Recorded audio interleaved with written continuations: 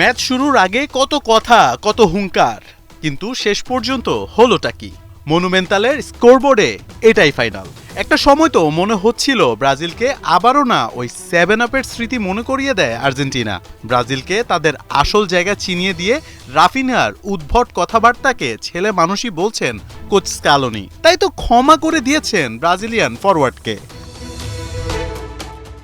রাফিনিয়ার কথায় তেতে গিয়ে আর্জেন্টিনা 4 গোল দেয়নি, বরং এটাই আর্জেন্টিনার গেম প্ল্যান।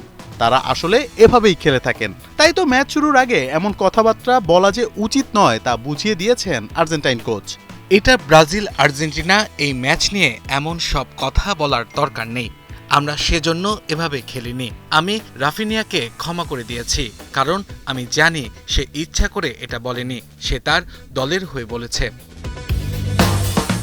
একটা সময় বলা হতো আর্জেন্টিনা শুধুই মেসি নির্ভর দল, মেসি না থাকলে আর্জেন্টিনাও জিততে পারবে না। তবে ফুটবল যে একটি টিম গেম তা আজ প্রমাণ করে দিয়েছেন ফার্নান্দেজ, আলভারেজরা। এটা দলীয় জয়। আমরা দল হিসেবে খেলেছি বলেই ব্রাজিলকে হারাতে পেরেছি। এমন খেলোয়াড়দের হারানোর এটাই উপায়, দলগত খেলা। তবে বলতে পারবো না এটাই সেরা জয় কিনা। দারুণ একটা ম্যাচ আমরা খেলেছি। তবে মুদ্রার উল্টো পিঠটাও দেখেছেন ব্রাজিলিয়ান কোচ দরিবাল জুনিয়র। তার যে কোনো পরিকল্পনাই কাজে লাগেনি তা স্বীকার করে নিয়েছেন তিনি। তবে তিনি আশাবাদী ব্রাজিল ঘুরে দাঁড়াবে।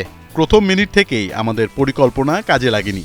যা ঘটেছে তাতে স্বীকার করতে হবে তারা যোগ্যতর দল হিসেবেই জিতেছে। তবে সন্দেহ নেই আমরা ঘুরে দাঁড়ানোর পথ বের করতে পারবো।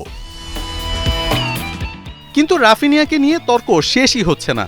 এনজো ফার্নান্দেজ গোল করার পাশাপাশি বলেই দিয়েছেন রাফিনিয়া ভদ্র হও। এছাড়া মাঠে ওতামেন্দি, ডিপলরা তাকে বলেছিলেন কথা কম বলো। আর পারাদেস বলেছেন ম্যাচের আগে এত কথা বলা ঠিক নয়, এমন কোনো কিছু বলবেন না যা আপনি করতে পারবেন না। মোহাম্মদ আদনান, ৭১।